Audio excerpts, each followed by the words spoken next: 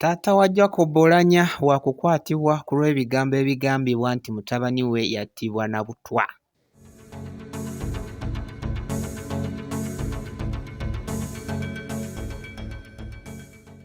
Yes, eyekumidde ku mukutu Good Talent kyokola kye kisingira ddala okubeera ekyakabi era naffe tukola kyamaanyi okuba nga tukutuusako ago amawulire agaba gakagwawo osobole okubeera nga nte omanya biki ebiba bitambula mu ggwanga Uganda, and of course naki ekiba kitambula mu bitundu muba toli ate nga wandyetaze okuba nga obimanya.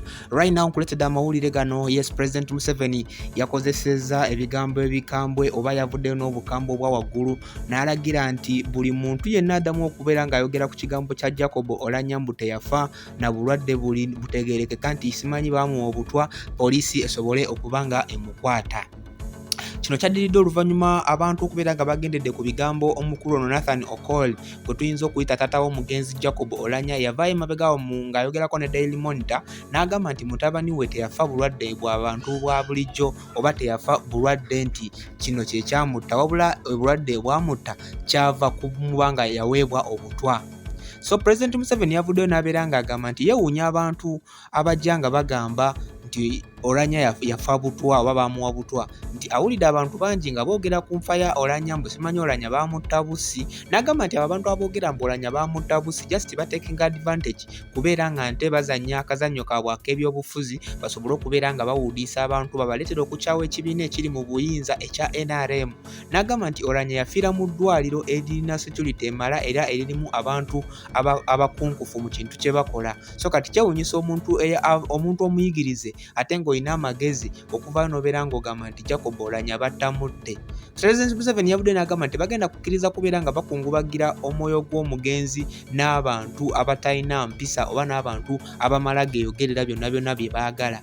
Era yavudde n'abeera ng'agamba nti ye tagenda kubeera nga nte akola ki akkiriza ebyo abantu bye boogerayogera. Wabula omukulu Bobi Wine oba omukulembeze w'ekibiina kya NUP avudde n'agamba nti bwe kiba nga President Museveni ayagala kubeera nga nte akwata abantu bonna aboogera ku nfa ya Jacob Oulanyah nga bwetamatiza, atandikire kukwata taata we kubanga muzeeyi we ye akakasa nti mutabani we yennyini ye yakimugamba. So kakati bwe kiba nga President Museveni ayagala kukwata abo abantu abaagala okubeera nga boogera ku nfa y'omugenzi nga bwe batali like bamativu ku ki ekyaleetera omukulu ono okubeera ng'afa, asookere kubeera ng'akwata ate muzeeyi wa Jacob Oulanyah.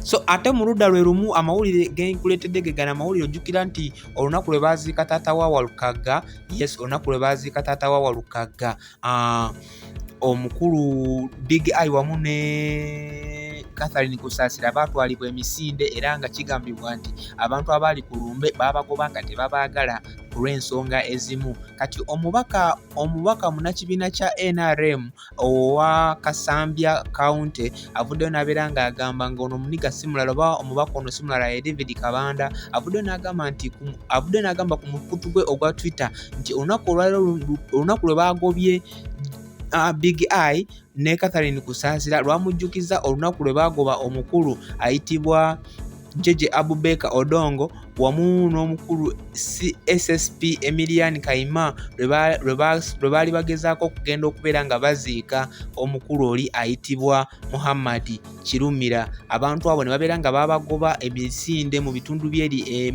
empambire ne babeera nga tebabakkiriza kubeera nga baziika. So kakati bane tetumanyi omwaka ogwa 2018 omukulu ono Muhammad we yafiira Kirumira, ekibiina ekya NUP kyaliwo oba kyali kitandika butandisi oba kyali tekinaba na kubanga kirowoozebwako. So kakati bane ebintu byewuunyisa omukulu ono ye obujulizi buno abujjawa nti aba NUP be baagoba abantu bano okwali Emiliano wamu n'abalala. So for now galiwo ngenda kubeera nga nkusaba obeere ng'osubscribinga natera neeyongera okubeera nga nkuleetera amawulire amalala g'oba weetaaga okubeera ng'omanya. Just kyolina okubeera ng'okola kubeera ng'osubscribinga ku mukutu.